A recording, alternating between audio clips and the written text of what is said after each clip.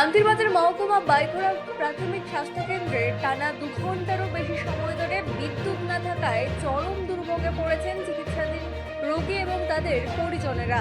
তীব্র গরমে শিশু, বয়স্ক এবং প্রসূতি বিভাগের রোগীদের বিশেষভাবে ভোগান্তির শিকার হতে হচ্ছে। অভিযোগ, হাসপাতালের ওয়ার্ডে বিদ্যুৎ না থাকলেও চিকিৎসক এবং নার্সদের কক্ষে সৌরশক্তি পরিচালিত পাখা সচল রয়েছে।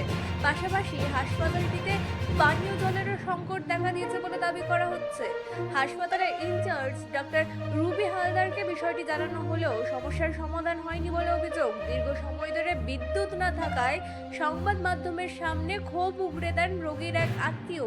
এখন প্রশ্ন, রোগীদের স্বাভাবিক পরিষেবা নিশ্চিত করতে স্বাস্থ্য দপ্তর কী পদক্ষেপ নেয়? Bureau report, রাতদিন news network.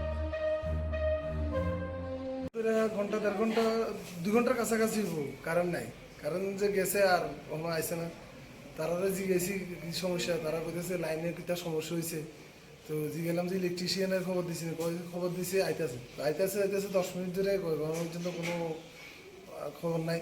তো বললাম যে লোকাল যে ইলেকট্রিক অফিস আছে এখানে একটু খবর দেওয়ার লেগে তো লাগবে।